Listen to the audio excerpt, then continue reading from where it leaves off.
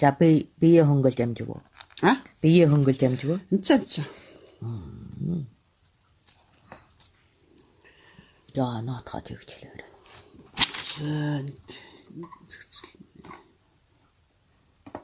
Хинчээд яаж орж явах?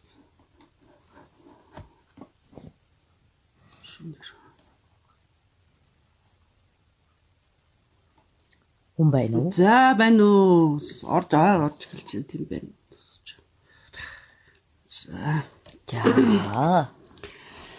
За тэгээ үргэлж хэлэх үү? За нэлээд сэдвүүдийг бас харлаа бурлаа.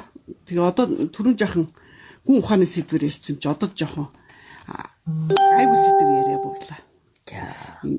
Багшийн сэдвтэй холбоотой. Хүмүүстийн хүмүүжлэлтэй холбоотойгоор багцлж яриа гэж яриулъя гэж бодлоо. Тэ. Зөрүү дааштай хүүхдийг аргыг яаж олох вэ гэж асуусан байна. Хэл зөрүүд хүүхдтэй юм бэл. Ер нь бол ялгаагүй л дээ бас хүүхдүүд аргыг нь олоход хэцүү болцсон.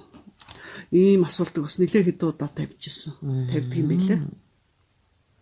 За тэгэхээр нод хүүхдийн туршин сонжих үйл явц дүүрээгүй үед зөрүүдлэх буюу эцэг эхийн үгний ард ямар одоо хамгаалалт ямар ач холбогдол байхгүй байгааг тооцоолох чадваргүй үед зөрдөг. Тэгэхээр нөгөө эцэг эх маань тайлалаа төгөлдөр сайн хийж ач холбогдлыг ойлгуулаагүй үед зөрүүдлэлттэй буюу би энийг чинь туршиж хиймээр байд гэдэг зүйлтэй. Одоо нүр тулгарнаа. Тэгэхээр хамтдаа туршин хийж алдаан оноогон хамтдаа ярьж тийм үү. Тэндээсээ хамтран ухаан олож байгаа үед энэ зүрх үйл явдал маань таслан зогсоогдож хүнд одоо тухайн эцэг их заагч багш нараа хүндлэх сэтгэл гарч ирнэ. Мөн хүн болгоны чадвар ондоо болохыг таньж мэдээд хүн бүхний ач холбогдол өөрт нь тусах өнцөг ямар байхыг тооцоолож сая тэндээс өөрөө зохион байгуулалт удирдах анхны чадвараа олж авдаг учраас энэ ч маш чухал зан арын шаан. Зөрүүд ах уу? Тий. Тэгэхээр энэ зөрөж байгаа хүн маань өөрөө зоригтой байгаагийн илэрхийл. Дээрээс нь туршиж үзэх санаа нэг сэтгэл оюуны чадвар байгаагийн илэрхийлэл. Оюуны хамсдалтай хүүхэд зөрүүдлэх чадваргүй байдаг. Харин оюуны хөгжил өндөр байх тусмаа сэтгэн бодох, бусдыг манлайлах чадвар өндөр байх тусмаа тухайн хүүхэд зөрүүдэлж аашилж өөрийн бие даах үзэгдлийг нэмэгдүүлэх зан хааштай байдаг юм аа. Тиймээс муу биш. Ухамжтай юу? За ухамжтай. Тэгэхээр сургахад бол жаахан төвөгтэй ч гэсэнтэй. Мөн сургаж дийлэх юм бол өндөр амжилт авдаг хүүхдүүд маань зөрүүд байдаг гэдгийг ойлгоод хамтран туршин үзэж цаг хугацаа даван туулалтыг хамтдаа хийх юм бол тэр хүүхэд маань сайхан өөрийнхөө бие даах, дутах, илүүчрэх зам байдлаа олжноо. За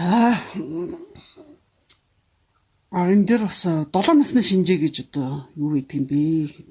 Одоо энэ тухай бол одоо бараг миний мэдхээр 5-6 хүн асууж ирсэн шүү.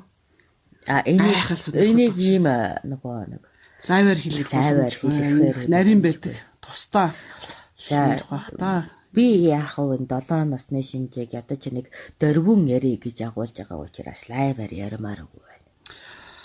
За тэр ядаж бүтэн одоо нарийн шинжээг нь ойлгуулахгүй гэхэд энэ нь одоо манай нүүдэлчин соёлтон ардуудад хэр ач холбогдолтой өв соёл байсан. Түүнийг одоо хийснээр үр хүүхдэд ямар одоо ач холбогдол гарч ирж байсан. Яаж хийгээд хүүхдийнхээ ямар аашиг юу гэж бодох юм. Түүн дээр нь тулгуурлаад ямар хөхүүлэх сургах үйл ажиллагаа хийхийн зэрэгтэд жаахан дэлгэрэнгүй тайлбарлах сонирхолтой байгаагийн бол багаас болчих ёо. За бид энэ богинохон ярихгүй. Богинохгүй ярихгүй учраас би нэг тэмдэглэлээд орчихлоо шүү. За дараагийнх нь болохоор таны үед багш бол төрийн албан хаагч мөн үү гэж асуусан байна. За багш дэмж хүмүүс бол төрийн албан хаагчаа. Өөрөөр хэлбэл бус бусдад албан ёсоор мэдлэг оюунаа өгөх мөн төрөөсөө төлөг авах эрх үүсдэг тийм жижиг гэрхээ авдаг. Өөрөөр хэлбэл тэр гэрхээтэй хүнд хүүхдээ сургах нь аюулгүй зөв мэдлэг.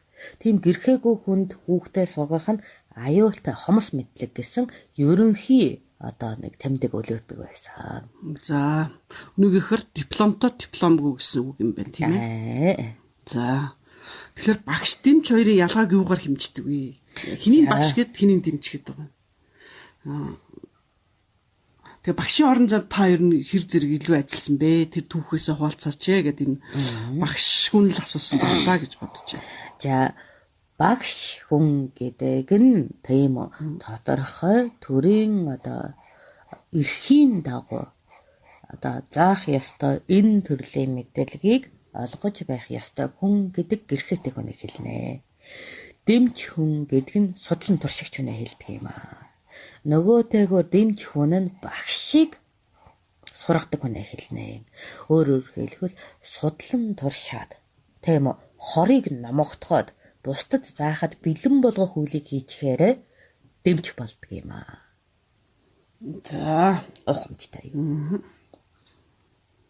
За, та нэг багангийн багш гэдэг үргэлж тэгдэв шүү дээ. Тэгэхээр тэрнийхээ хэр зэрэг хэдэн жил ерөнхийдөө ажилласан юм бэ гэдгийг сонирхсан байна.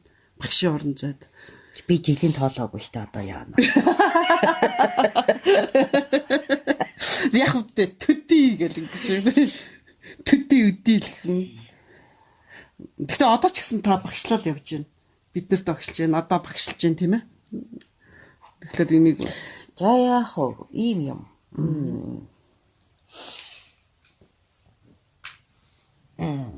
Чаа. Тэр чин одоо хэдэн он юм болоо.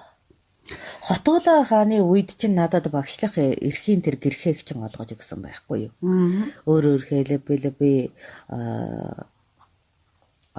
төрийн их зарагч байсан хүнд санамсаргүй байдлаар отгийнхоо үр хүүхдүүдийг сайхан амьдруулсан зүйтэй амьдрасан гэд гэрхээгүй багш байж байгаад баригдаад хууль бус үйл ажиллагаа хийж байгаад баригдаад тэгээд чи суурьтай болоо чамд алдаа дутагдал байна тийм үү нэгэнтээ чи хонхтонд өсөж энэ оюун болоод бие эрхтний чадамж дотоо хөөхдөд энэ юу заах ёстойг мэдэх суур ухаантай авч хүмүүний хөг одоогийн байгаа төр засаг ирээдүйд тэмэглэх ёстой төр засгийн улыг үндэсийг ойлгохгүйгээр цааш хөгжихгүй гэд дутууг дүүргэх 4 жилийн сургалт дүүргээд 4 жил тэр би засагчтай сурган заалгаад тэгээд би анх Хотуулаа хааны үед гэрхээ аваад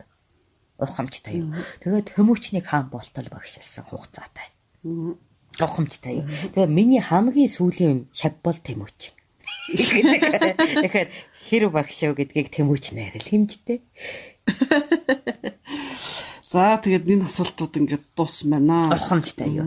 Тэгэхээр багшилж байсан түүх гэхээр яах вэ? Хотуулаа хаан болоод Исүхэ Баатар тэгээд тэрнээс цаашаа таргуудан цаг үе тэгээд Тэмүүчний цаг үе гэдэг нэг юм хідэн ороо бусгаа дарамттай нийхэм төрн ардадан өмг түшиг болохооргүй цаг үед багшилж байсныгаа өөрөөр хэлбэл тэр үйлийг хаяагуудаа жоохон аарахдаг муухай хүн л дээ. Ягаад гэвэл хинч надад хүүхдийг сурах гэж албадаж зарлиг олгоогүй. Хинч надад төрөөс хүүхдэд багш хийж байна. Мэдлэг боловсралтай амьдрах чадвартай болгож байна гэж төлөв өгөөгүй байхад өөрөө л дуртаад өөрийгөө баясгаж тэр хүүхдүүдийг чадамжинд хүргэж явсны өгөөж хэших нь магад нэгүүдэ цагаан овоо гэд бүх ноёдууд хүндлэхийн үндэслэл болжээ. Тэгээд ийм цэвүүн цаг үед тийм үү. Хүүхдийг ямар тач амьдрахын анхан ухаантай. Цаашид төр улсын сэтгэлтэй. Энэ цэвүүн цагийг даван туулах хүсэл мөрөөдөлтэй байх тэр сэтгэл шулуутан явах. хэн одоо тухайн цаг үед төлбөр төлөх боломжгүй. Тийм үү? Хүүхдээ сургах боломжгүй байна. Тэнд л хүрхийг хичээж. Чадамжаараа өөрийнхөө хоньноос тийчээж. Чадамжаараа өөрийнхөө гэртээ агуулж хэдэн хүүхдэд багшилж мэдлэг оюунаа өвлүүлж ядаж хүний анх дахь чадамжийг төгөлдржүүлж их цайхан цагт эдгээр хүүхдүүд минь өөрөөсөө иргэнэн болгоод хаана нь болно, эрдэмтэн нь болоод сайд нь болно гэж итгэлж агуулж яснийхаа хүсэл мөрөөдлийг дөөргөж санамсаргүйгээр сайхан хаанд багш болсон байсан. Тэгэхээр олон хүүхдэд бие чинь нөгөө сонсголтой, сонсголгүй, хараатай, хараагүй, гартай, гаргүй, хөлтэй, хөлөөгүй, бүр удамтай, удамгүй бүхэл төрлийн хүүхдэд амьдрах чадамж сургахын төлөө одоо багшилж байлаа. Ухамжтай юу. Тэгэхээр яг бичиг үсэг бол биш. Багш хүн бичиг үсэг заадаг байх юм бол би анх дахь амьдралаа авч явах чадамжид нөгөө авг өрөөгөн хийх, хоолон болгох, ахын автагч цэгц тийм үү. Тэгээд төр нийгмийн түүх бид юунд тэмүүлэж амьдрах ёстой? Одоо юу нь буруу байгаа юм? Энэ бурууг би өөрөө яаж цаашаагаа түүхэн дэлгэрүүлэх вэ? Яавал ядаж өөрөөсөө хязгаарлаж бусдад нөлөөлөх вэ гэгчлэн одоо зүйлсийг зааж өгнө. Ухамжтай юу? Гэх мэтийн. Түүнээс тоо бодох, газрын зурах тиймэрхүү хичээл биш л дээ. Ухамжтай юу? За, ухамжтай. Яагаад гэвэл тухайн цаг үед бол одоо эргэтэн дутуу хүүхдэд бол бичиг заадаггүй байсан. Заах нь хориотой байсан. Ухамжтай юу? Яг л хүн биш гэж үздэг байсан. Одоо эцэг их нь хүртэл голж хайдаг. Ухамжтай юу? Нөгөө удам угсааны бузартал сэв гэж үздэг байсан бол багаар. Тэдгээр хүүхдүүдийг одоо гадуурхаж амьдралгүй болгох нь их ариун одоо соёлоос улбаатай сөрөг одоо үзэгдэл байсан учраас түүнд бас хонхотон лугаан адил хариуцлага хүлээхийн улбанд нэг удаа мотог аймгийг үүсгэж одоо цааш улбаа үргэлжлэлийг нь авч явж нэг газар нь хаяж байгаа бол нөгөө газар нь тордъё гэсэн зарчмыг барьж байлаа. Ухамжтай юу? Тэгэхээр чи манай одоо үүлэнхийн хөвгүүд маань тийм үү? Тайчууд угсааныханд одоо хамаг эд хогшолоон дээрэмдүүлээд удам угсааныхнаасаа хөөгдөд тэгээд хүүхэдтэй одоо боловсрол олгох чадваргүй болчихсон юм л да. Тийм учраас тухайн хүүхдүүдэд одоо чадамжаараа тус тэмэрхийг л хичээж байлаа. Тийм учраас тэмүүжэнийг мэднэ, тань нь бага хугаас нь тэгээд тэтгэж нөөлгөж ээжүүд нь өөрөө өндөр боловсралтай одоо их язгуурын угсааны боловсролоос нь салаагүй байсан дээр нэмэр хачир болгож явж байсан юм аа. За Монголын төлөө цохилох зүрхтэй яаж болох вэ гинэ? Зү цохилдгүй юм уу тэр чинь? Мэдхгүй тийм асуулт биш үү? Монголын төлөө гэхэлээ зүрхэн цохилохгүйсэн юм бол. Тэгэхээр нь яаж тэр зүрхийг ингээд зүрхшин цохилж байгаа түүнд утга өгөх нь чиний оюун санааны одоо утга шүү дээ. Эрхчлөө гээд цохилно, Монгол гээд цохилно, би гээд цохилно. Чиний дуурай сонголт шүү дээ. Хамгийн гол нь тийм үү. Заавал Монгол байх албатай мөг юм уу? Тийм үү. ертөнцийн төлөөч цохилж болно шүү дээ. Тэгээд тийм болохоор би одоо яг энэ Монголын төлөө цохилох зурагтай бай гэж заадаггүй. Ягаад гэвэл би бол одоо жанжин хүн гэхээс илүү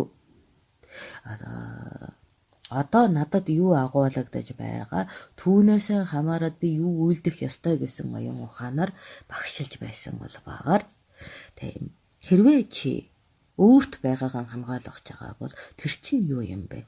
Үрийнхээ төлөө цохилох ёстой юм уу? Үрээсээ аран ихэсэх юм бол гэрийнхээ төлөө цохилох ёстой юм уу? Гэрээсээ ихэсвэл отгийнхоо төлөө цохилох ёстой юм уу? Тэндээс их өрх мэдэл орон зайлуу хөрвөл их орныхоо төлөө цохилох ёстой юм уу?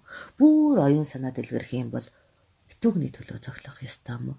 Чиний дааж чадах заяаны хэмжээгээр л наад болиглох зүрхний чинь хүч цэнийг хуран шүү дээ гэж хэлмээр байна.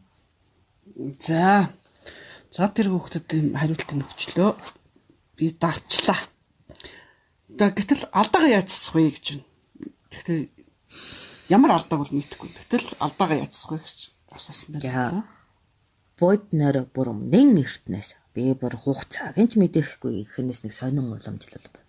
Одоо хөх талбад нүгдэлчний дунд байсан. Тэгээ энийг бас яаж халж хайсныг бас сайн ойлгодоггүй. Юу гэхээр альва алдаа гэж чи үзэж байгаа зүйл тохирол гэж байгаа. Тэгэхээр хохирлыг барагдуул гэдэг зарчмаар л алдааг засдаг байсан. Ухамжтай юу. Гэтэл ийм төрлийн зүйл дээр чи нөгөө хүний аминд хүрэх буюу тухайн одоо амьдралын үнцнийг үнгүйдүүлэх алдаа гарна шүү дээ. Тийм үү. Тэр үед тухайн зүйлээс хараад байгаа одоо орон зайд тэтгэмж өгөө гэсэн зарчмыг барьж чаддаг байсан. Өөрөөр хэлбэл хэрвээ чи мөчөр татсан бол үндэстэй боталтал нь арчил. За яаж юм. За одоо цаад дээр уучраа.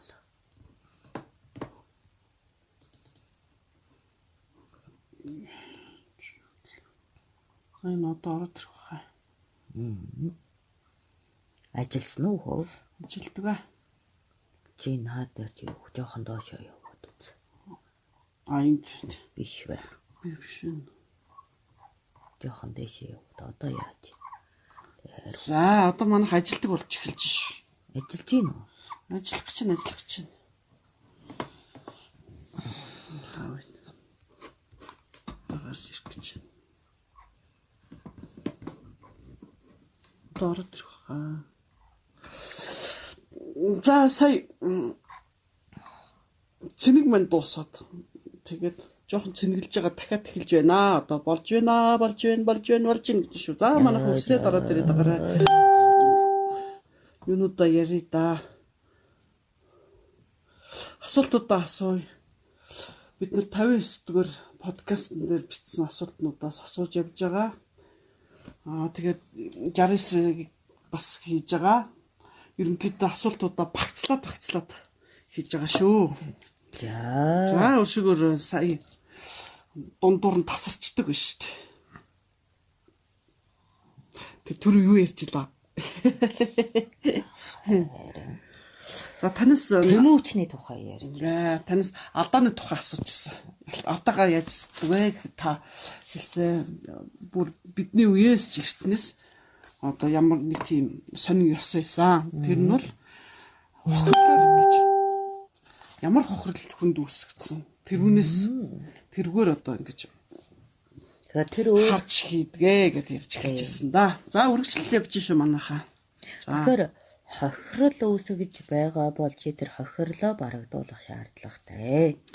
Хэрвээ чи одоо хүний аминд хүрсэн бол тэр хүн нь өөрөө юу тэжээж бүтээж байсантай холбоолоод тэр орон зайд нь багахан чултгоо нэмэр болох ёстой гихчлэн одоо алдаагаан засна залруулдаг байлаа.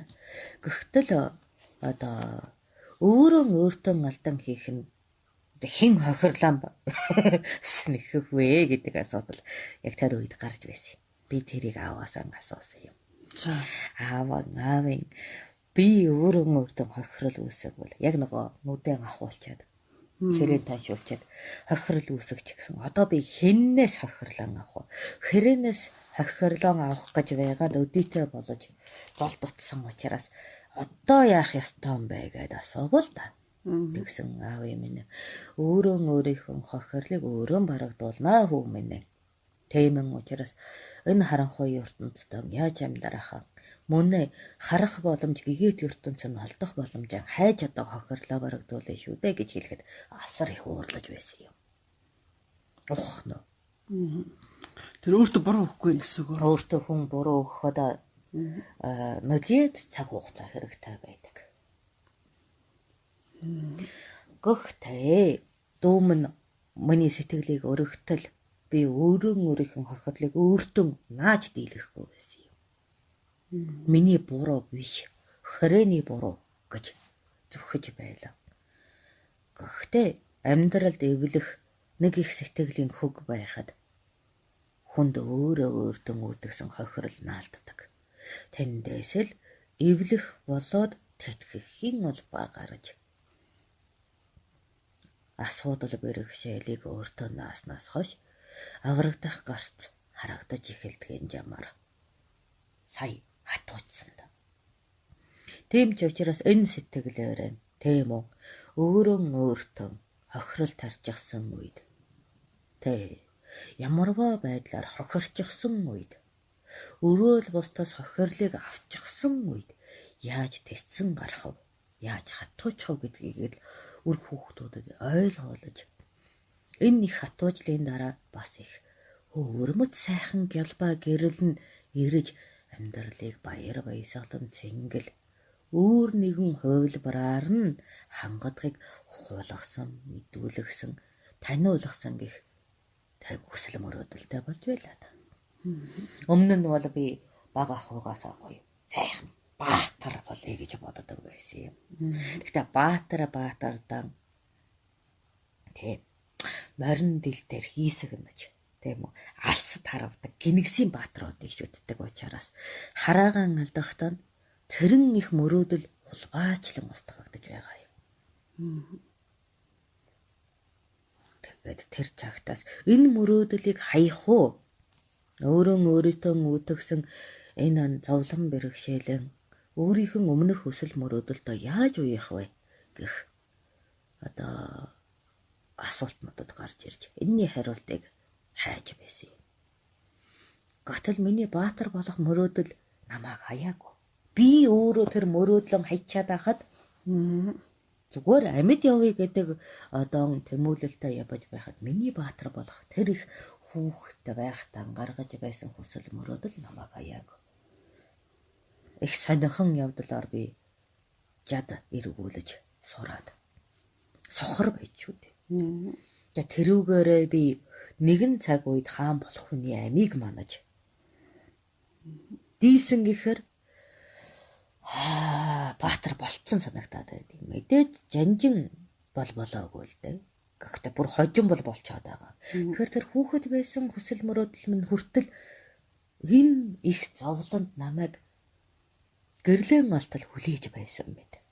Гэгээгээ олтол хүлцэж байсан мэт дагсан нь тэрнийг эдэсний дараа бусдад ялангуяа энэ цөхрөл шаналлын орон зайд байгаа үрсэд чиний хүсэл мөрөөдөл үүр хэлбэртэйгээр чамаагүй биелдэг гэдгийг ухааныг үзүүлгсэн амтлуулгасан гэх мөрөөслөөр багшлах ийм нэг хүсэл мөрөөдлийг төрүүлж түүнийхээ жолбаагаар гайхалтай сайхан үрстэй учирч байлаа. Ухамжтай юу? Сонирхолтой нэг юм бол миний хамгийн их дуруугүй шав их жанжин болж миний хамгийн хайртай шав хаан болсон түүхтэй. Суугаатай сэцний майжг нь байна да. Тийм. Одоо өглөөсцэн.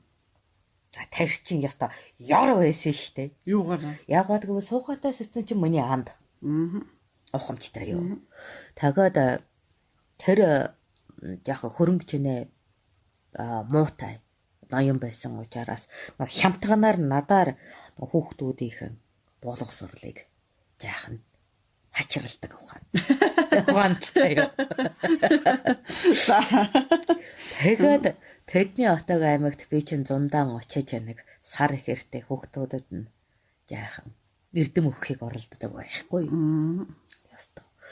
Намайг л чаддаж яавал баяр цэнгэл нь хөргөж намайг л шоглож байвал баяр цэнгэл нь хандаг мажик хөхөд байсан. Тэр хубилаа.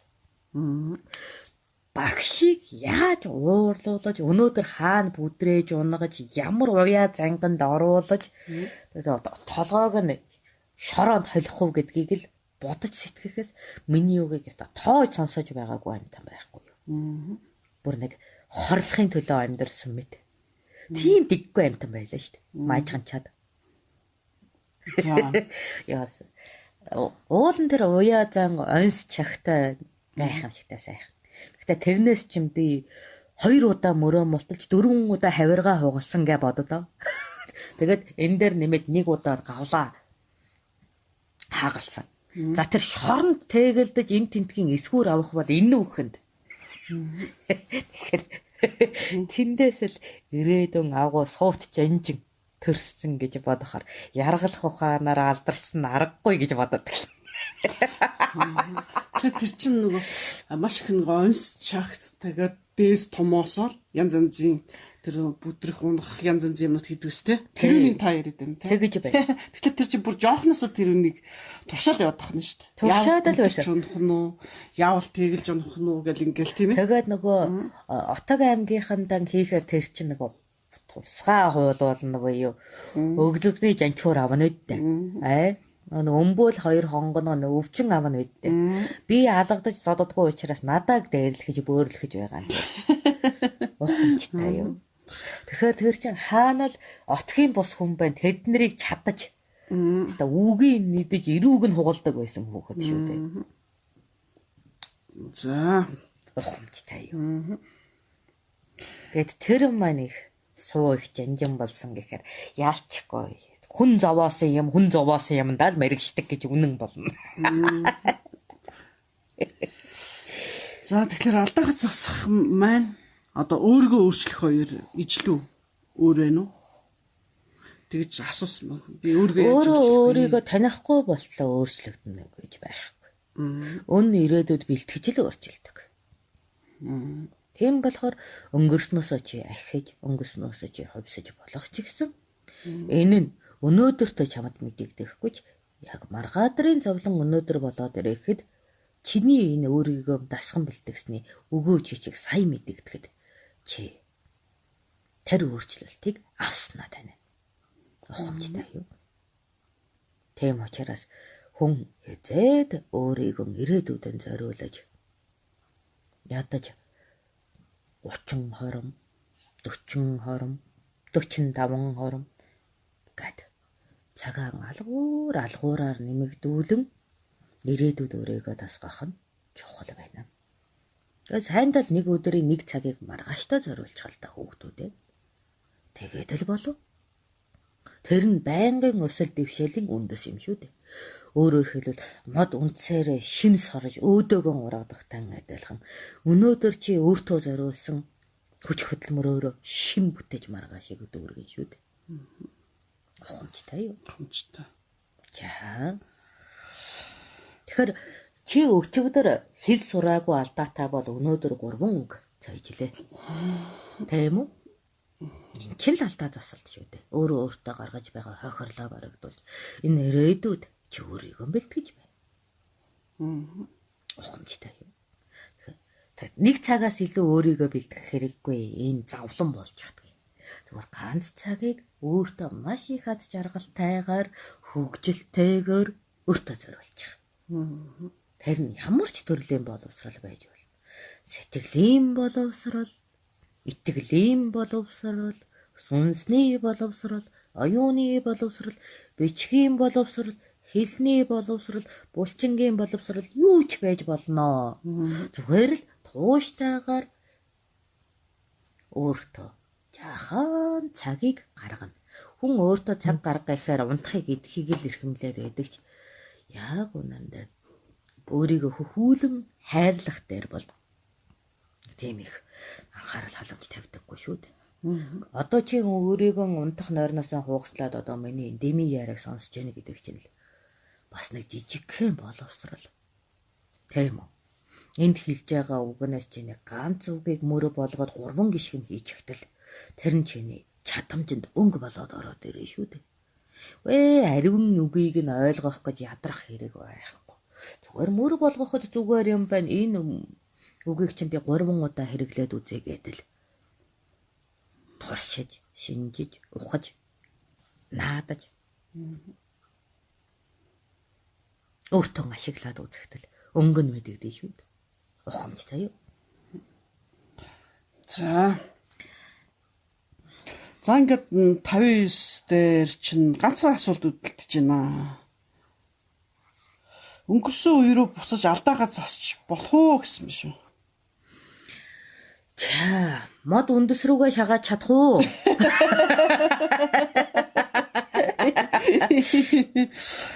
Яах вэ гэдэг. Одоо энэ яг бөө хүмүүс ярьж байгаа учраас эд шидээс ч юм уу өмнө зүгт чад алдаагаа засчих юмсан гэж бодох ч юм уу тиймэрхүү юм дөө. Гэхдээ энэ дээр их сонирхолтой. Би чарахаагаас асуухгүй юу. За. Хүн өнгөрсөндөө очиж болох уу гэхэд болно гэж. За тэгэхээр яад гингсэн чи одоогоо харин мартын штэ гэсэн.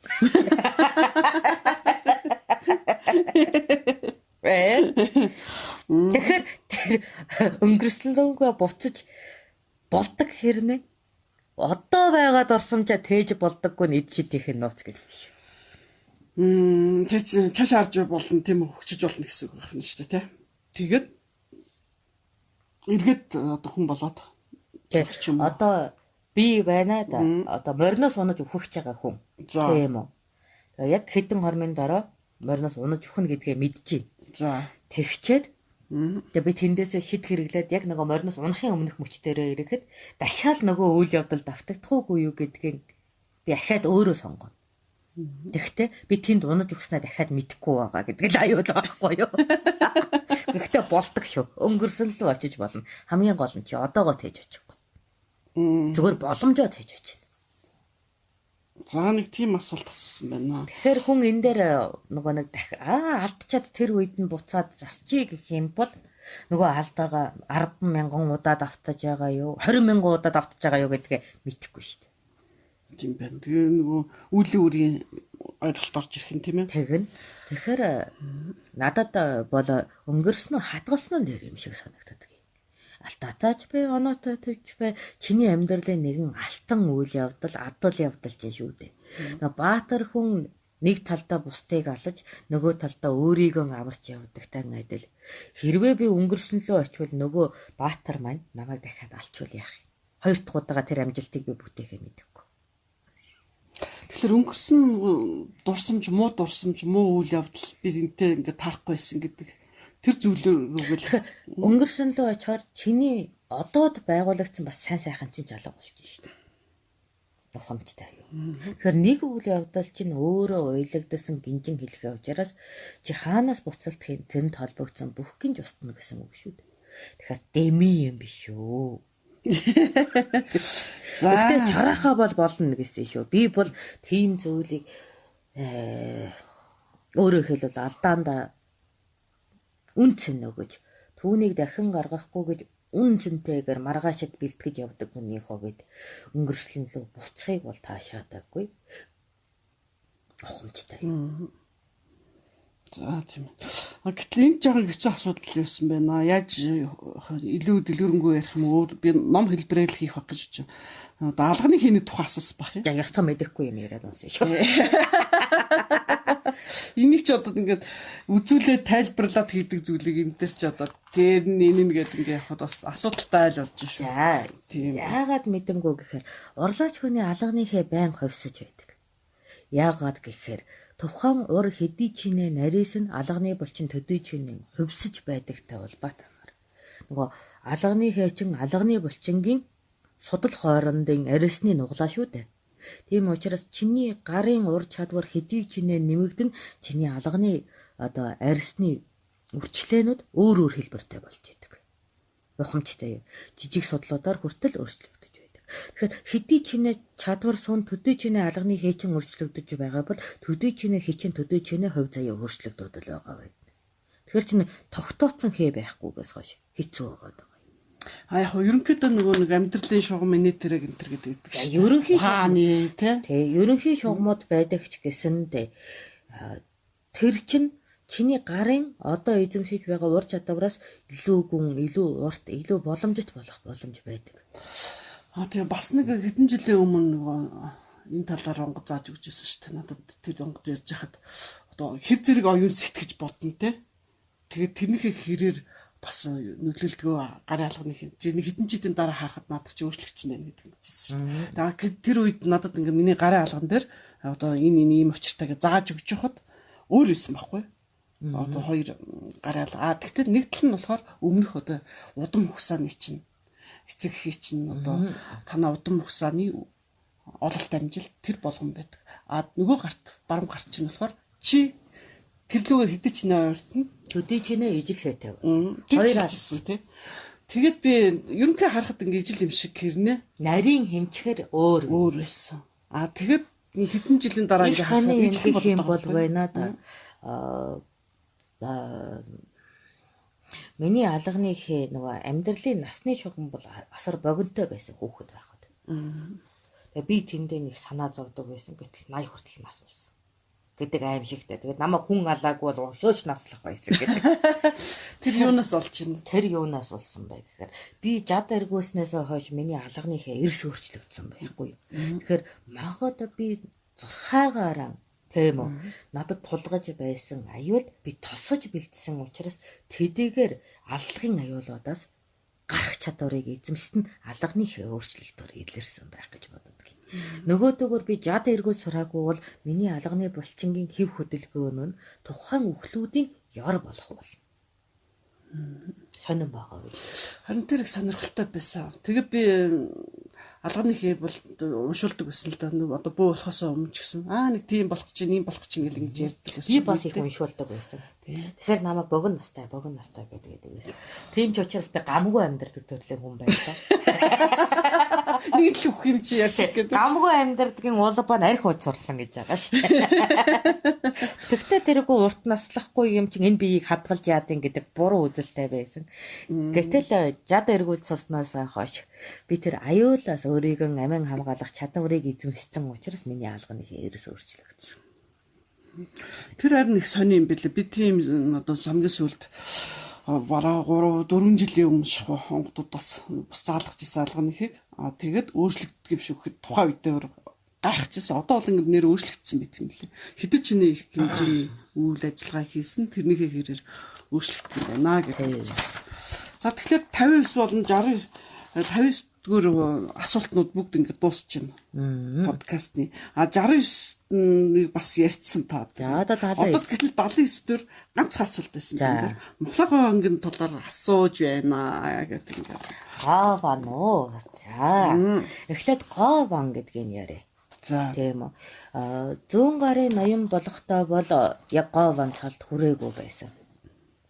Тэр нэг хоовангаараа явж исэн. Хөөхн өөрөө. Ухамжтай. Яг гоо гэдэг цолыг бол тангуудыг эрхшээснийхээ дараа авсан. Өөрөөр хэлбэл зөрчид тангуудын нутагт гоо гэдэг бол хааны орлогч гэдэг утгатай үг болохоор тэр гоо гэдэг цолыг яг тангуудад зориулагдаж өргөж байсан юм. Ухамжтай юм. Тэгэхээр тэрнээс өмнө зүс сайт жанжин гэдгээр хоо жанжин цолтой явж исэн гэдэг юм ярил болж байна. Тэгэхээр таны цаг үед чинь бага насны мэднэ тийм ээ? Мэднэ. Тэгэхээр тэр зүснээс нь ямар шүү ааштай яасан юм бол тэр сонирхолтой гэж магадгүй тийм. Бас л аавтай найз гэж ярина шүү дээ. Өвөөтэй найз гэж ярина шүү дээ. Тэрний нөгөө удаахан жиг сонирхолтой шүү. Бүгдөө царилэг хүмүүс гэх тийм ээ. Үргэлж цадаг тамга тэгээд миний шүтэн бишэрдэг нөгөө мөрөөсдөг байсан харваачтай угсааны хүн миний тэр бишэрж байдаг нөгөө хоовангийн угсааных болохоор би тэрий чинь бас ямар хүүхэд төрөх бол гэж харахад үнэхээр л зүс сайтай хүүхэд төрсөн. Тэгээ эрэг хүн яг ийм л царайтай байх ёстой гэдэг тулгын шаардлагыг тэр удамынхнаас авдаг байхгүй юу. Тэгэхээр чи би чи шал дами өндөр шал дами зүстэй гэдэг нөгөө сэтгэлийн гутардаа авах шалтгаанаа болно шүү дээ. Хүнд заавал нэг юм харьцуулж игээд яг нөгөө бигитээс царайлаг хоовангаас дутуу гэж л бодно шүү дээ. Гэдэг шиг ерөөхдөө тийм юм байна. Дээрээс нь зүс сайтаг тэр биеийн булчин шөрөмөс тийм үү авхаа самбаагаар төгөлдржүүлэх нь надад заавал одоо сонжих тэр шалтгаан болдог байлаа. Яа би бол одоо хүүхдүүдийг одоо сургадагтай холбоотой биеийн бас энэ хөгжлийг судалж танддаг байсан учраас тэр одоо гунгва бас л аав нь хөөрхөн гэдэг нэртэй гунгва аав хөөрхөнтэй найзалдаг байлаа. Тэгээд энэ чинь тийм үү хөөрхний хүүхэд хөөрхөн гэсэн угсаа штэ. Аав нь Тэгээд гоо бас л хөөрхөн гэдэг. Ард өмнө дээр л өөрийгөөс үзэсгэлэнтэй сайхан гэдэг нэр авчихад байдаг байсан.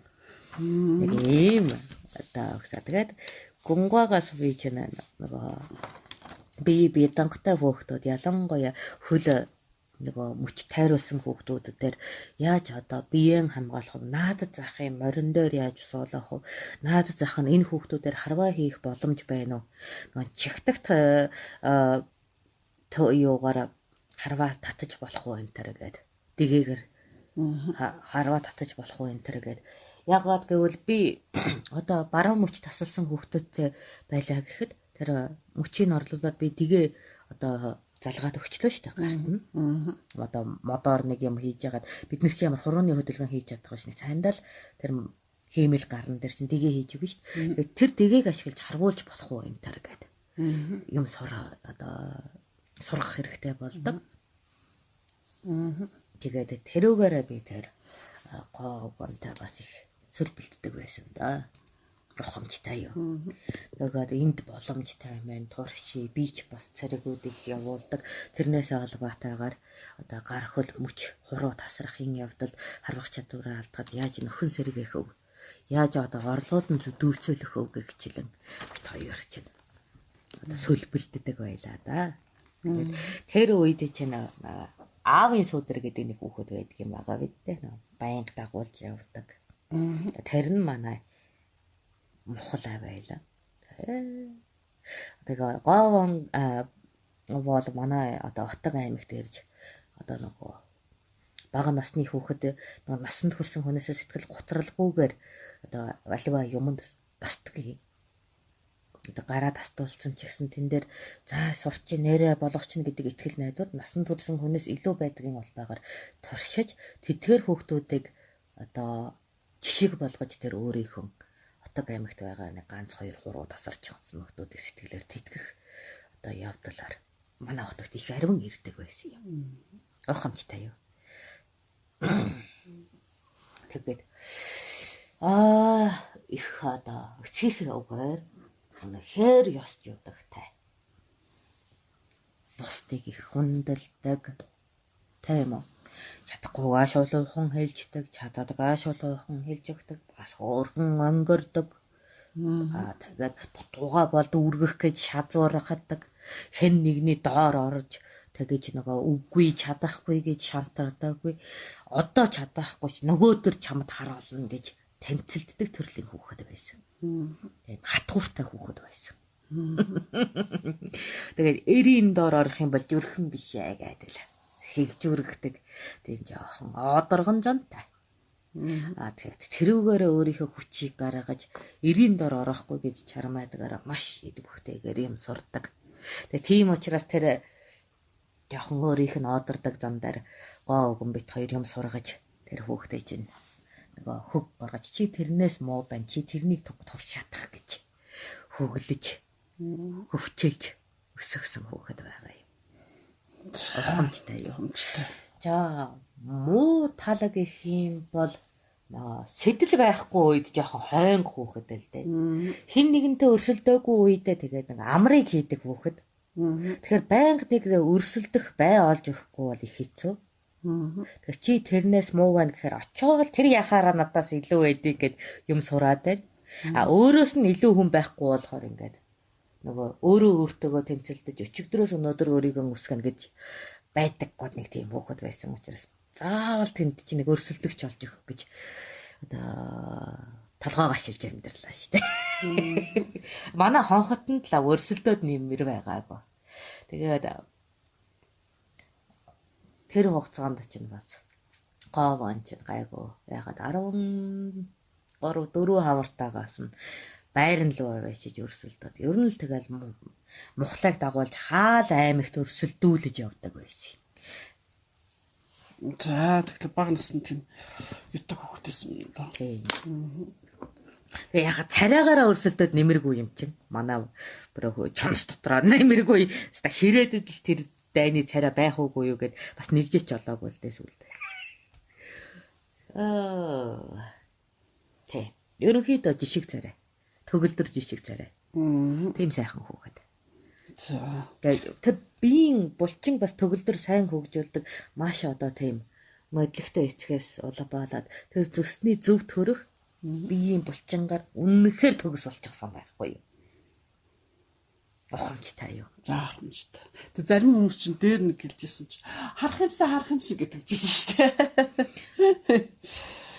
Тийм байсан. Би бол яг хөө эцэг ихийн сайхан удамшил байна. Нөгөө хар азаргыг дагаж хар унах төрнө гэдэг шиг сайхан зүс байсан бол тэр азрах шиг болтол биеийг агсуулсан эцэг гэж гайхалтай хүн гэж хэлнэ. Ухамжтай юу? Тэр бол боловсрлоор хөөрхөн болсон хүн. За. Тэр донжтой сайхан хувцалахыг нь яана гэж хөөрхөн. Яаж хийж байгаа л ер нь юмараа өрсөлддөг хөхтэй л дээ. Гэхдээ идээр өрсөлддөг. Одоо багтах цаг.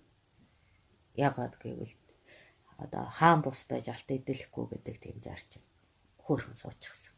Тэгэхгүй одоо идээр өрсөлддөг байсан бол одоо гован барьж тэх юм байхгүй шүү дээ. За тиймэрхүү юм байна. За тэгэд нэг асуулт асуугаад ингэсгэд өндөрлөхөд бурлаа. Та суугаад яриад баймаар байна уу? Энэ хараа энэ юу гэж байна? Ямар хүүхдээ Ёстой царай муутай хүүхэдтэй байсан. Удамшаагүй шүү. Эхнэр буруу сонголттойгоо сулбуулаад ээжийг дөөрөөсөн хүүхэд төрөөд тэр гоо вангийн царайны төгсгөл болсон болгоо. нүд нь яатсан бэ тэр чинь хүмүүс сонгож олохдоо тийм. Яах вэ нөгөө бяртай чадамжтай ахуу агч явах гэргийн сонгосонд зүс олдоогүй юм байгаа биз. Тэгээ зүстэйг нь сонгочхоор ахуйг нь алдарч гад ахуугаа алдуулахгүй гэж гэргийн сонгож. Тэгээ өөрөө дийлэхтэй завгүй байснаас улбатаагаар олон гэргийж татаж чадаагүйгээс үүдэлтэй болноо.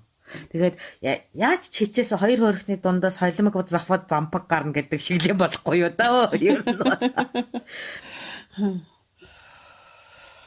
За энэ төр ингээд юунаас эхлэн нийгмийн алдааг засах вэ гэдэг энэ их хэрэгтэй асуулт байна. Нийгмийн алдааг юунаас эхлэн засах вэ? Одоо ингээд байж байгаа бүх цаг үед бүх цаг яг одоо яавалт ирвэ бид нар яаж засах вэ? Юунаас эхлэх вэ? Гэдэг асуулт нэлээ олон. Энэ дээр чинь Тэмүүжин их тодорхой хэлсэн байдаг үү? Бие зас дараад нь бие зас өөрт байгаа алдаануудаа зас, гэрээ зас гэртээ байгаа алдаануудаас, төрөө зас төрдөө байгаа алдаануудаа зас гэдэг. Тэгэхээр бие засахыг хүч хөдөлмөрөөр, гэрээ засахыг эв нэгдэлээр, төрөө засахыг үг ховоор гэж би тодорхой хэлээд өгье. Тэгэхээр та яг тэр бүх ховоор гэж юм тэгэхээр хов гэдэг маань яг аюу дамжиглах билүү би тийм үг сурсан шүү дээ танараас. Дамжиглах биш үү? Өөрөөр хэлбэл төрд мэдээллийн чадвартай бай гэсэн үг. Өөрөөр хэлбэл мэдээлэх, өөрийнхөө хүсэл эрмэлзэл, гэрхээ, тийм үү, шаардлага өргөх чадвартай бай гэсэн үг. За төртөөгөө мэдээллээр сайн харилцаатай байх дээ гэд. Хов гэдгийг бас тэгж ойлгох хэрэгтэй шүү. Мэдээлэл гэж хэлэх нь байна. За тэгээд та ядарч гин үү? Шү чаашаа асуу. Одоо чиний балгийг цэвэрлэхийн тулд ядраагүй юм шиг суух хэрэгтэй. Энэ харалтаа ийм олон хуудас юм асуусан байна штэ. Би одоо нэг хуудсыг арай хэд дуусглаа. Гэхдээ бид нар 9 тоотой зүйл дээр хариулна гэсэн. Тэгэхээр 49-нд дээр нэр бурлаа нэг шинээр юм асуулт ирсэн байлээ. Улаан эдийн хэрэгсэл дэр одоо жишээл улаан ангийн юм дэр энэ төр ингээд дэрлээд унтахлаар хар зүүдлэх хүчээр гэдэг энэ их зүүдэлдэггүй юм шиг байна. Тэгснэ унтлахын өрөөнд толь байхлаар яагаад хар зүүдэлдэггүй гэдэг. Тэг гидсэн дээр гараад тавьж унтахаар яагаад муухай зүүдлээд байгаа юм бэ? Зүүдэлсэн зүүд бүхэн үнэн эсвэл ирээдүйд болох зүйл байх албагүй тийм үү? Ялангуяа их бодож санаа зовсон зүйлийн тухай гэдэг. Зүйтэй холбоотой нэг юм. Их л одоо хардаар зүүдэлдэг юм болтой. Ингэж асуусан. За их тодорхой асуусан байна. Бидэс хэвлийдэ. Ялангуяа тийм баруун гар талдаа хэвлийдэ. Гараа дарж унтахаар заавал муу зүүдэлдэг. Яагаад гэхээр хоол идэсний дараа ходоод шүүсээр нялгаруулахаар биеийн хэмээс үл ялаг халуун болдог. Тэр үл ялаг халуун болоход цөс мэдрэгшиж цөсөн хурааж яагаад хоол боловсруулах шингэн болгож гэдс рүү цутгадаг. Тийм үү? Яг үүнтэй адил одоо гарыг цөсний ойролцоо тавихад цусны одоо нэг хоёр талын илч ихсэх юм байна. ихсээд цөс халуун оргихоор хоол боловсрж ийн гэж бодоод шүүс ялгаруулад тэг үлэн гэдс рүү шүүсх ороод ирдэг. Тэгээд тэр маань тийм үү цуснд холилдохоор хүнд жижиг хэмжээний хордлого явагддаг. Энэ жижиг хэмжээний хордлого нь унтаж байхад тавгуутуулахын үндсэн шалтгаан болно. Их шинжлэх ухаан чинэртэй юм. Амар шинжлэх ухаан чир ярьчихсан уу? Та ч бөөмөөр ярил та. Энд их бэлтгээс ойлгосон. Би энийг ч бас яг асуудаг байсан. Тэгээ их бэлтээ ингэж тайлбарлаж өгсөн. Үнэхээр үнэн. Би бүр албаар халуун жин тавьж байгаад хүүхдүүд дээр туршиж үзсэн байхгүй юу? Тэгсэн чинь бид нэр өглөө босоод ястой муухай унтлаа гэдэг үү? Тийм үү, нойр муу байла. Шүнжэнгөн хар дарлаа. Гэхдээ унтсан ч гэсэн нойр хөрс одоо нөгөө хансангүй гээд дохио илэрхийлсэн учраас цөсний хүүдийг халаах нь тэр тав тохгүй унтахад нөлөөтэй байдсан байх гэдгийг чинь туршиж үзчихэд дахиад муу их битгийг чи яаж мэдсэн гэхээр онлайн төвшөнд ойлгоцоход туршиж үзэж бас би бас чам шиг тэгэж үзсэн гэсэн.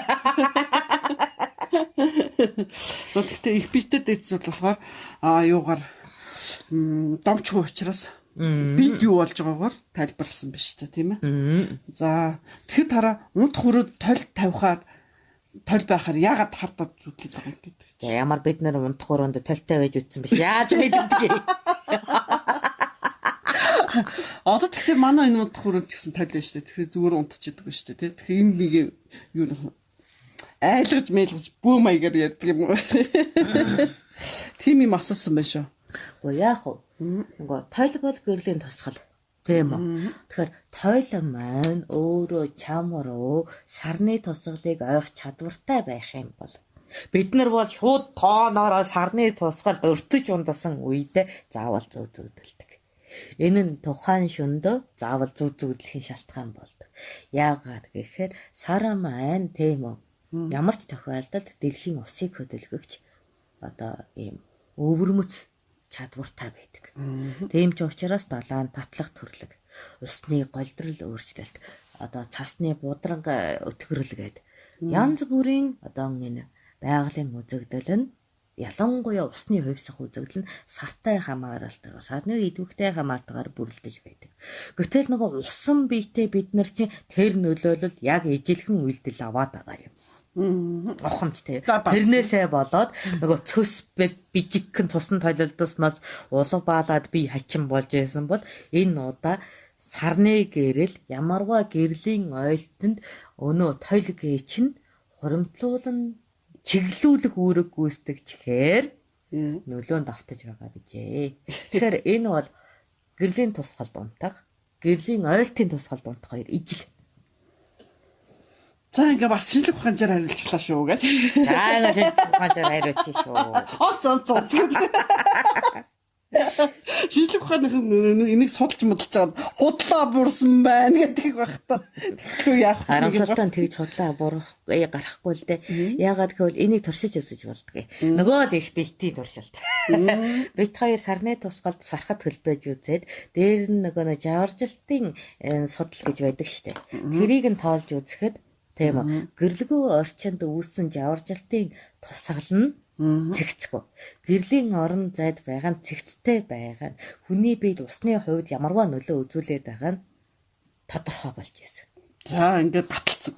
Тэгэхээр энэ биеийн усны одоо өөрчлөлтийг тарих мэдрэгээр хүлээн авч байгаа. Ялангуяа тарих чинь бусад эрхтний бодол усрахаг байдгийн улбаагаар. Бит хоёр бас нөгөө хүний тарих гаргаж байгаад усын шавхаж үзчихсний улбаагаар бусад эрхтнээсээ илүү усрахаг гэдгийг баталсан учраас боломжтой гэж бодож байна. Тэгтээ бүр яг нөгөө нэг юу гэдгийг бүр нөгөө юу гэдгийг жижиг дурангийн төвшөнд судалж үзээгүй ч ерөнхий зүй тогтол байгааг илрүүлсэн. Бит хоёр чинь нийлж их юм танийг юм хийдэг байлаа шүү дээ. За тэгтэл ингэж яг тодорхой болгоод улаан эдийн хэрэгсэл өнгөтэй тийм үү. Дахиад нөгөө гэрлийн тусгалын үзэгдэл. Улаан уу? Тий. Улаан өнгийн эд бүсэн тийм үү? Нарны гэрэл, сарны гэрэл, гэрлийн тусгалыг өөртөө илүү эрчтэй хадгалдаг учраас нөгөө эрчим хадгаллын хууль үйлчлээд байгаа. Тийм ч учраас чи гадаа улаан торог, хөх торог хоёрыг одоо нарны гэрэл тавиадаг. Улаан нь илүү халуун байдгийг. Өөрөөр хэлбэл эрчим төгжилтийн шин чанартай байгаа. Тэгэхээр өгдөр нарны гэрэл хуримтлуулж байгаад тийм үү? Шүн тэр их эрчмээрээ чиний тархийг шараад байхад бас л тавгуутэл үүсгэж байгаа. За тэгэхээр туршиж үзэж болох нэ. Энийг бас туршиж үзэж болно.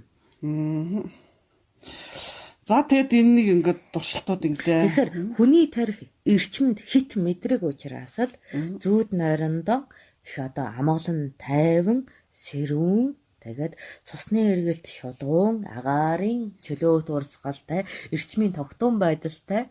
Тэгээ бүр одоо нэг ертөнц гариг эргэсийн одоо нэг эрчмийн зөв урсгалын дагуу нойрцоход сайн. Тэр нь багхан зөрчилдөд мэдэрдэг гэсэн одоо зүйл хэлье. За. За нөгөө хүүхд маань цааш нь гэсэн зүүд бүхэн би л үнэн үү? Эсвэл ирээдүйд болох зүйл байх албагүй тийм үү гэж асуусан. За эрт дээр үеэсээ зүүдийг 3 төрлийн байдаг гэж үздэг. За энийг зүүдээ бүртгэдэг хүүхдүүд ч баталж чаддаг. За нэгдэх нь тархины цэвэрлэгээ. Энэ үед утга бүтэц үгүй одоо маргааш чиний мартах мэдээллүүд тийм үү эмх цэгцгүүгээр урсан одоо цэнигийн хаялтанд орж байгаа учраас өөрөөр хэлбэл мартагдаж байгаа үйл явц нь чиний нүдний тусгал ой ухаанд тодорхой хэмжээний мөр үүсгэж байгаатай хамаарад нэг хэсэг зүйдлээ. Энэ нь бол бүр огтын утга байна. Эсвэл өнгөрсөн үйл явдлаа тэрчлэн давтахын шинжтэй. Тийм үү? Үнэр амтыг дахин сэргээх янзтайгаар зүйдэлж идэг. Ухамжтай юу? Ухамжтай. Тэгэхээр энэ яах вэ? Тарих өөрөөгөө цэвэрлэх үйл явцын зүйд байх юм. За хоёр дахь зүйд нь тийм үү? Ямарваа эрчмийг мэдрээд тарих түнд унтаж байх үедээ сэрэмж дохио үүсгэснээс улбаатай зөн зүйдлэн.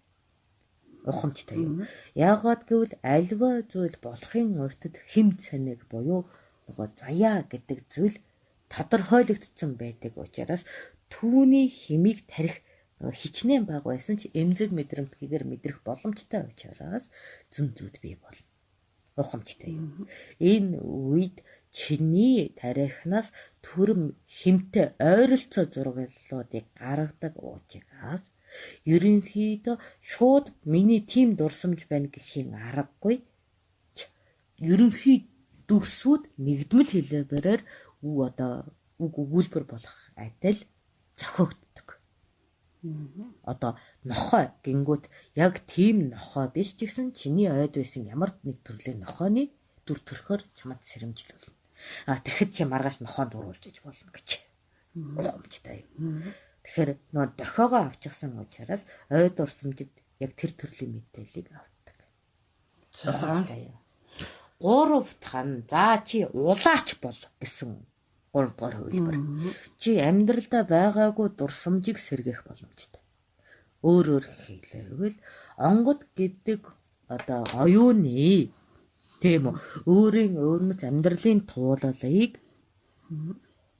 тархиндаа одоо удамшлын мэдээлэлээс сэргэн санаж огт үзээгүй зүйл амьдраагүй туршилгаа биедээ болгож байна. Ухамжтай юу? Ерөнхийдөө хүний үзэж хараасан, мэдсэн, хараа, сонсгол, амт үнэрийн одоо туршлаган дээр чиний одоо зүүднүүд хэлбэрт орж идэг эхний 2 хэлбэр. Гурав дахь нь бол хизээч тийм зүйлийг хараагүй ямар ч дурсамжгүй байхад хэлбэршдэг 3 дугаар зүйд гэж байдаг. Өөрөөр хэлбэл онгод нөлөөсний улбаагаар тухайн амьдралын одоо чиний туулал байхгүй байхад зүйдэнд чинь туршлага шингээгээд өгч ийн гэсэн үг. Тэгээ иймэрхүү зүйлээс болоод нөгөө урлагийн хүмүүс шин зүйлийг сэтгэж чаддаг шүү дээ. Өмнөдөө тэрнийг гэлээ цохиолоо гаргалаа. Харлаа гэдэг тийм ээ. Тэд нэр нээлт хийлээ гэдэг. Өөрөөр хэлбэл урдын туршлага байхгүй байхад Монголын оюун ухааны хууль борлуулалтаас хэн туршлага бий болно гэсэн.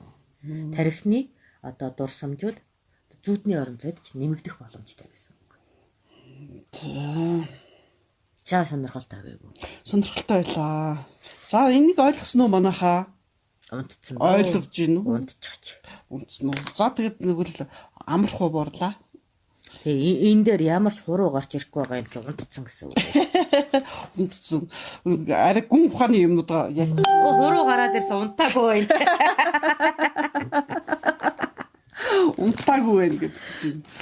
За тэгээд ойлгосон яар гэсэн юм шиг. Тэнд нэг хүн уурлаад байна. Тэрнээс шиг уурлаад чинь юу гэдэг байгаа хин одоо юу яриад байгаа ядаргаатай юм гэж байгаа бол тоо. Сонсохгүй байж болно шүү дээ тэр хүн. Уурлан сонсож явах хэрэг байхгүй. За ухлаа ойлгосоо л гэж.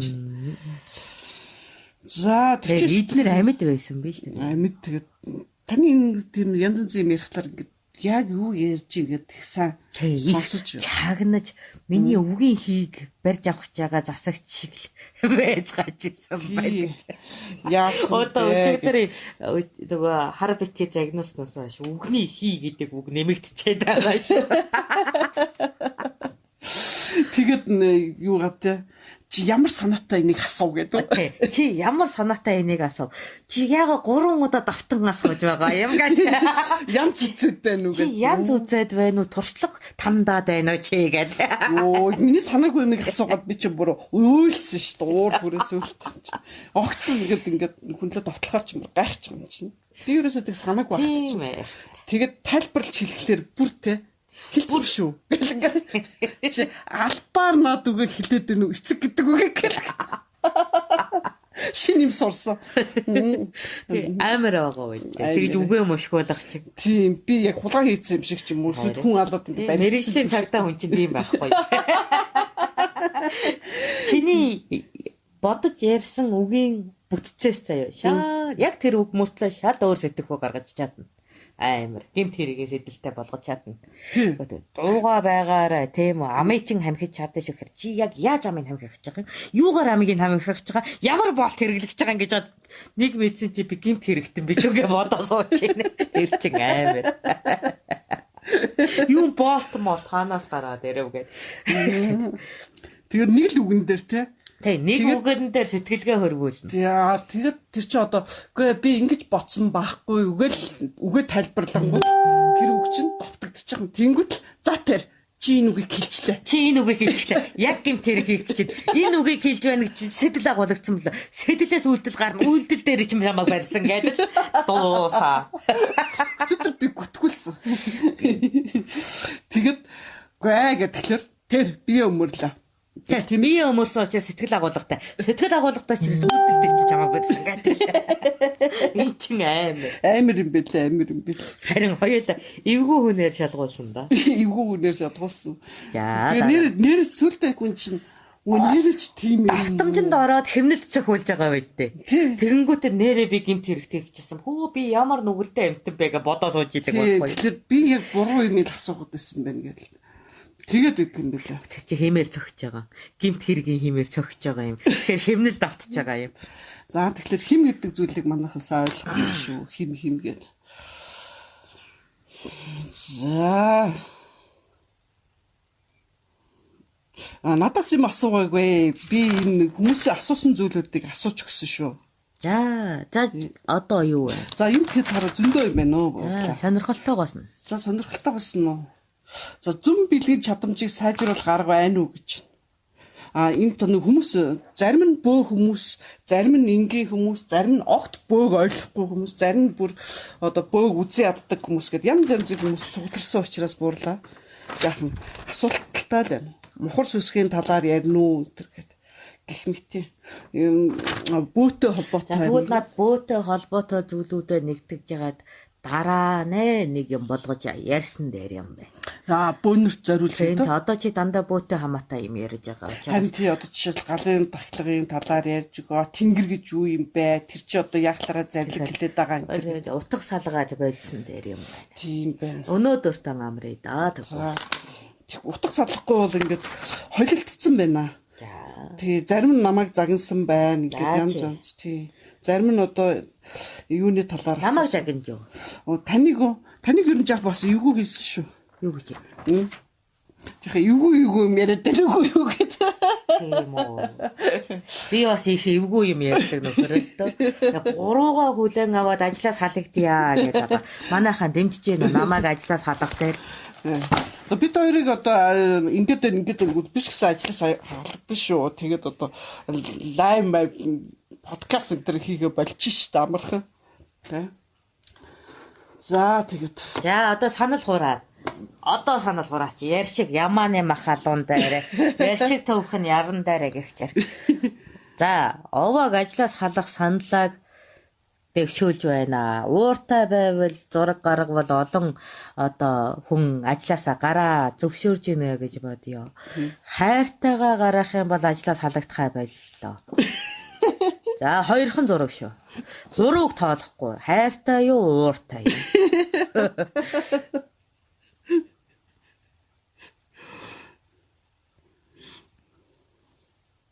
Улаан өнгөтэй гэдэг чинь хайртай гэж чинь. За нэг би бас баталгаажуулчаад нөгөө бие өмөрхнүүдээр онгодуудаа хэлнэ шүү дээ. Энэ хар та нар гэдэг цаашаа. Тэр харж ийн үү? Бид хоёрыг ажлаас салж болохгүй. Таних дээр явж байгаа. Одоо минийх дээр явж байгаа. Тийм байна. За тэгэхээр та ажлаас халагдахгүй нэ. Айгүй одоо улаан явж байна. Энийг баримтжуулаад тэгээд юунуудаа энэ хараа ажлаас халагдахыг дэмжиж ийн явж ийн. Дэмжихгүй гэж байна. Үгүй мө. Тэгэхээр одоо хар бикэд эцэд одоо энийг би үзүүлнэ. Тэр харж байгаа үсттэй хүмүүсээс ойлгож. Айгу марцгнууд янз янз юм ярьж хийжсэн ч гэсэн ажлыг хийдэг шүү дээ бид хоёр. Би болохоор нөгөө энэ хүүхдүүдийн маш их хайртай байдаг хар сан зайранд ажиллан өгчхөөд тэгээд өөрөө дууга байжээ гэж бодоод байгаа юм. За тэгэхээр маш олон хүмүүс одоо юу чинь зүрх явуулсан байх шүү. Та тэгэхээр бас тодорхой хэмжээний цаг заваараа ажиллаа хийж явах нь шүү. Ядтаа тэврээд ороод ирсэн. Тэгэхээр та нөгөө 9-р дугаар дээр тийм үү? Тий. Асуултаа аваад хариулж явах нь байна. Гэтэ одоо байж тээ. 89-өөс хойшоогоо шүү. За. Тийм 89-өөс хойшоогоо тийм ээ? Манайхаа 89-өөс хойшоогоо өмнөхийг одоо уншихгүй шүү. 89-өөс хойшоогоо асуултуудаа бичээрэй. Тий. За тэр хурааж агаад нэг заваа гаргах. Хурааж агаад арвин болгож ягаад асуултанд хариулнаа. За та одоо юу яхаа боллоо. Ажилдаа тэнцлээ.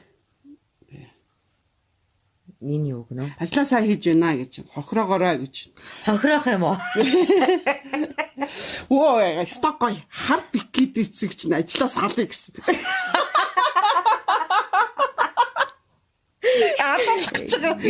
Яаста. Та нар тэгэж засгийн хил аманд болж шүүхээ салахгүй 5 жилтэй болж тийм шахаанд өртөгт эми шүүхөө. Тэр чинь та нарыг байж та шүүхэд өгдөг заяа тавилан толбоо хайчих шүү. Нэг гай болоод машин унаж авч агаад нэг хил амтай хүүхний машин шүүргээд тэгээ тэрүүгээрээ 5 жил явах байгаа. Дэмэ тэр онгодоор битгий оролдоорой. Чанг энэ юу гэнэ? Хасан онгодог гэсэн аймэр айсан гэж загнуулж байгаа юм шиг гэдэг айсан биш. Оо тэр хасанаас ч аим шигтэй тэр хар бикий чинь зүгээр ёо. За өөр бас нэг онгодыг одоохгүй 3 сарын 18-нд ярилцлага одоо нэг подкаст хийгээрэй гэж гуйсан байгаа. За тэгээд тэр бол үнэхээр сайхан загнадаг онгод байгаа. Би та нарыг загнуулах дуртай гэж бодоод одоо энэ загнадаг онгонуудыг ихээр одоо подкастт урьж оролцуулж байгаа шүү. Тэгээд сайхан загнуулж байгаарай. Тэгээд заримдаа загнуулж ухаан орох нь дээр байдаг юм шиг байгаа. Би эрхлүүлээд байхаар та нар толгой дээр бүжиглээд ах шиг байна. За тэгэхээр манай одоо багш Дэмж онгодын маань хардах гэдэг загнасан 80-д чи юу сургаад байгаа юм чи. Хийж байгаа ажил чи хаа байна ингээд бид тэр нэлээд загнасан. Тэгээд надыг бас юусан. Чи одоо над хичээд мичээлээ хизээ дуусгах юм чи. Эрхий чин дэнтсэн байна шүү. Хитрхи эрхлүүлсэн байна гэдэг. Манай онгодыг бас загнасан. Би эрхлүүлсэн. Тэгээ эрхлүүлдэг болохоор одоо загнадаг онгодуудыг ихээр урьж одоо хүүхдүүдэд сайхан загнуулна. Тэгээд яг тэр загнаа үгэн дотор нь одоо ямар үгнүүд сонсож байна. Миний хүүхдийн ямар сул талыг нь одоо өөхөлж загинж гэн гэдэг дээр нь ажиллаж хагаад сургах төлөвлөгөөгөө боловсруулнаа. Би болохоор намайг загнаад байвал улам гүжид уйлаад алфтай мó би энийг чи хийхгүй гэдэг ингээд би болохоор чамаагаа болж гинэ хөөхөн байна туранхай байна гэж бодоод ахаарч хүмүүс чинь болохгүй байна бүтэхгүй байна тарган байна гэдэг ахаар би яг тэр загинж байгаа үгэн дээрээс нь өөрийнхөө алдааг олж харна шүү дээ.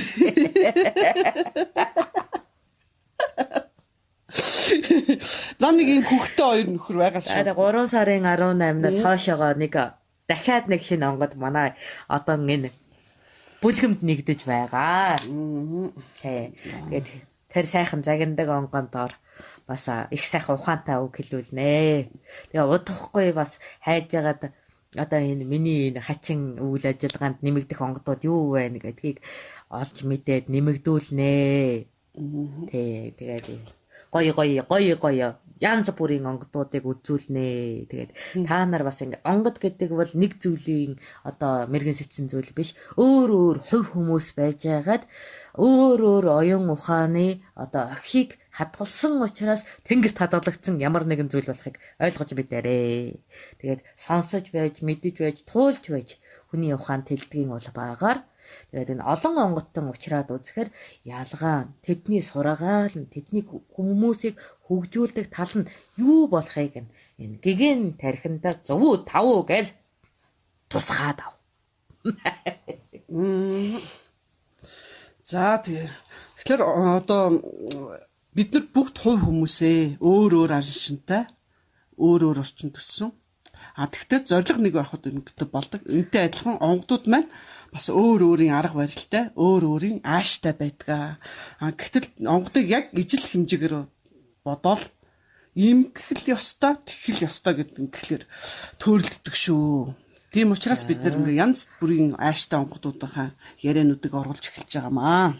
За тэгээд энэ нөгөө шууд нэвтрүүлгээр одоо асуултанд нь хариулж чадаагүй хүүхдүүд байвал өршөөгөөрэй.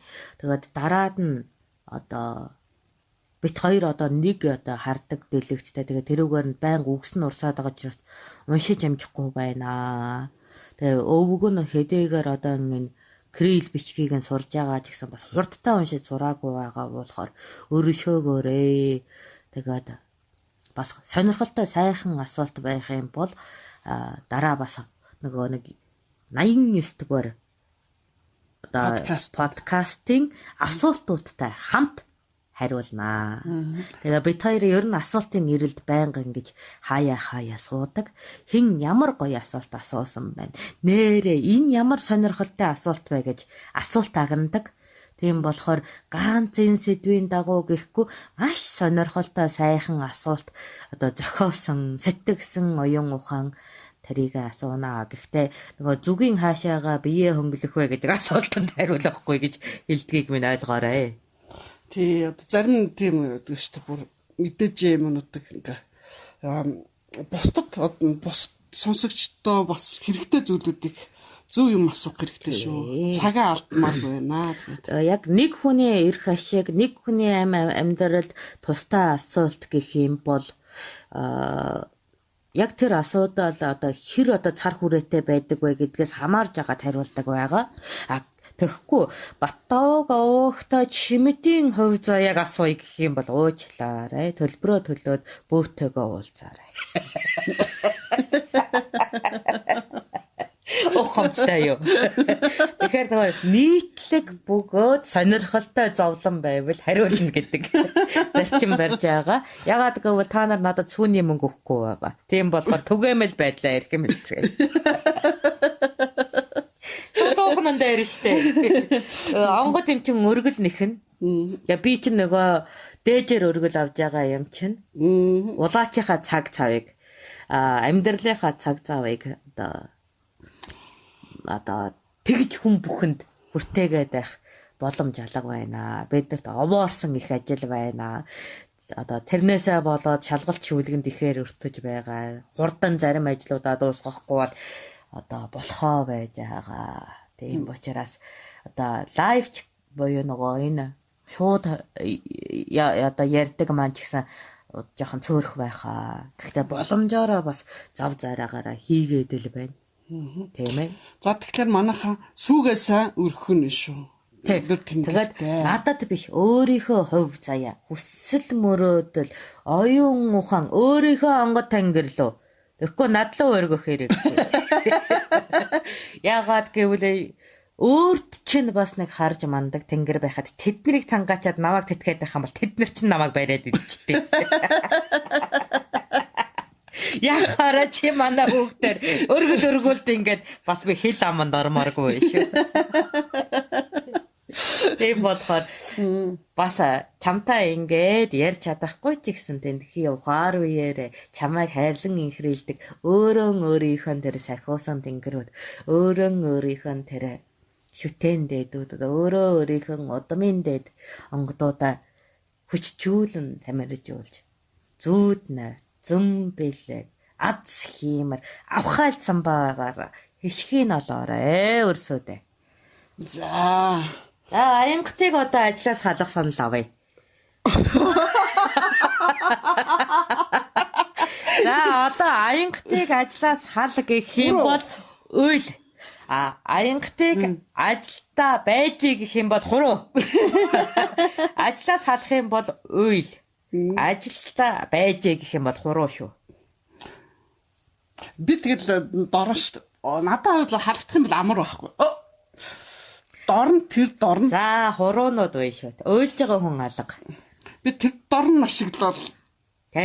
Усрээд алга болно шүү.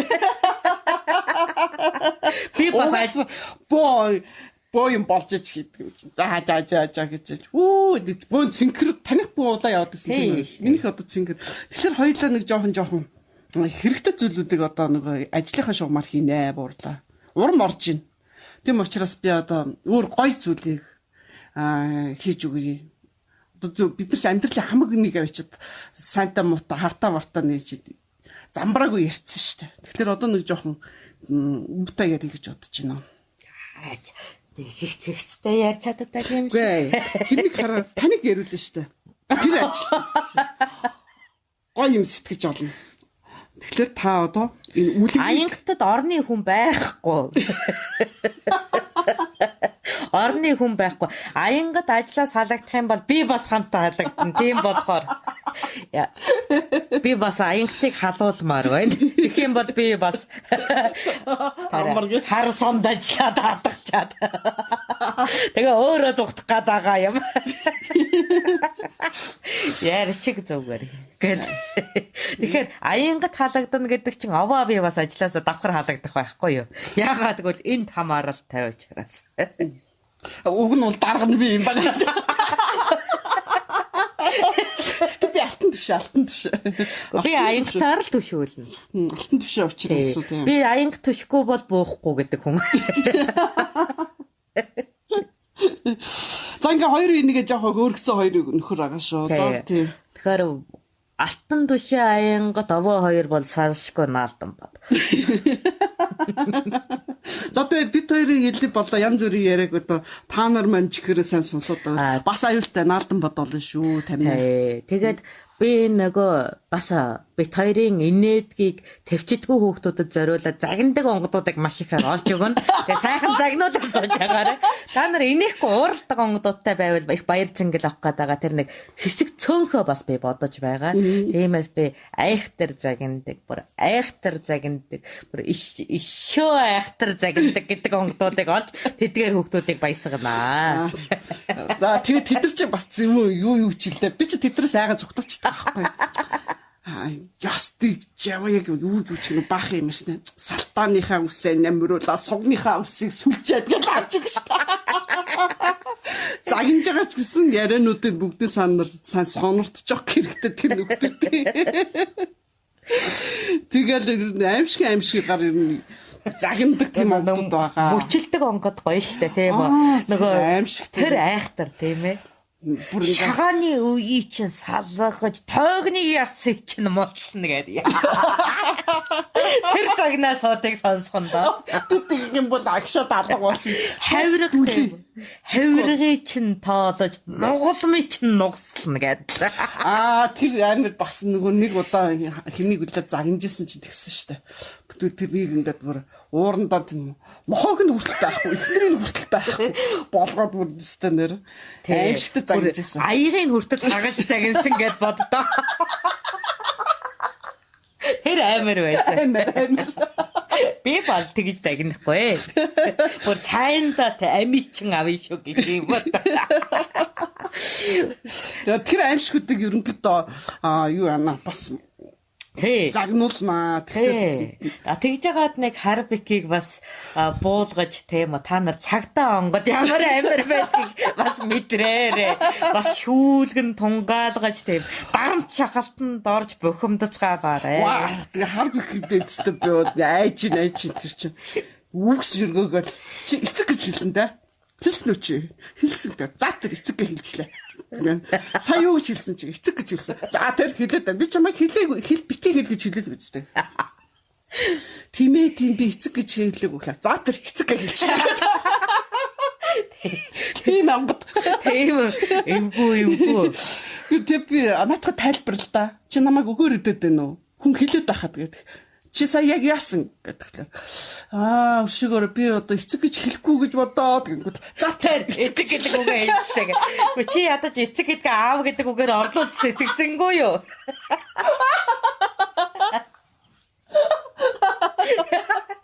Тэгэнгүүт чи айгаад бүр ингээд довтлоод дарамтлаад хулгай хийц юм шиг болтлоо. Эцэг гэсэн ягаад загнуулсан. Нэр аав гэж үгээр хэлж болох юм шүү дээ. Эцэг бишээ аав гэх. Тэгэхээр чи эцэг бишээ гэж хэллээ гэж загнуулсан. Тэгэхээр чи тэр эцэг гэдэг үгэнд автаад байна шүү дээ. Аав, абуу гэх тийм үү. Тэр намайг юу гэдгийг үүсгэгчээ тийм үү. Тэр гээд янз бүрийн одоо хэлбэрээр сэтгэж тэр утгыг илэрхийлэх боломж байхад ашигласангүй. Тэгээд эн чинь би яаж мэдхийг гэдэг. Яг ээжийн нөхөр. Яг тэгж хэлсэн байна. Манай ээжийн нөхөр гэдэг. За тэгээд цааш нь юу хөө? Ээжийн нөхөр чи хэн гэдгийг? Эмээгийн хүүхэд, өвөөгийн хүүхэд гэж. Тэгэхээр тэр чи асууна. За тэр өвөөгийн хүүхэд энийг өгч хэн гэдгийг ингээ. Манай дүүгийн ах гэв. За тэр ахыг чи хэн гэдгийг ингээ. Аав гэдгийг ингээ. За аавыг өөрөөр юу гэж хэлэх вэ? Эртний өг нь юу? Эцэг гэхээр. За тэр эцэг гэж хэлчихлээ гэл ингээ. Тийм амар цагтаа. Яста цагтаа юм бэ? Тийм нөгөө юуг л цэцэнбэрийн үлгэрийг л сонсох байж тээ. Гиснээс нэрэ би нэг дараа цэцэнбэрийн үлгэрийн тухай гоё ярьж өгье. Яг энэ чиний эвгүй байдалд орсон шиг нөгөө цэцэнбэрд хэд хэдэн үгийг ашиглах 20 тавиад тэгээ тэрийг ашиглахгүйгээр ярьж байгаа тийм жижиг хэсэг гардаг тэн дээр. Тэр их гоё. Тэгэхээр нөгөө эцэг гэдэг үгийг хэлэхгүйгээр тухайн зүйлийг орлуулан хэлэх чадварыг эцэцэнбэр яаж одоо сэтгсэн бэ гэдэг нэг хөөсөн явахтлал байдаг. Санаж байна уу? Гэтэ тэр чи айгу зүүн билээ шүү дээ. Одоо ингээд чи өөрөөр ингэж хэлж болно гэж хэлвэл бас хүн өөр тийм. Ой чи өөрөөр хэлж болно гэдгээ өөрөө сэтгэх хэрэгтэй байхгүй юу? Тэгэхээр өөрөө сэтгээгүүгээл дайраад байгаа юм чи. Яг үнэн яг. Тэгээд чинь бүр эртнээс ахуулаад тэр ингэж хэллээ гэдэг ингээд. Тэгээд би сүлд бид хоёр чи ууралж байгаа салсан. Тэгээд тань ирээд та тайлбарлаж өгчөж би тэгээд тайвширсан шүү дээ. Би дахиад газар тэнтэй уулзахгүй гал. Яадгийн тэрлүүз гэдэг ингээд. За аянгат маань ажилдаа үлдэхээр болжээ. За бит хоёрын энэ маазраа нэг хүмүүс сонсох чинь гэж одоо ухлаа. Тэгтээ бид нар юби комеди биш. Онгот инээд биш. Зүгээр өөр төрлөөр инээсэд болог. Өөр төрлөөр энийгс бүлдгөө гэдэг.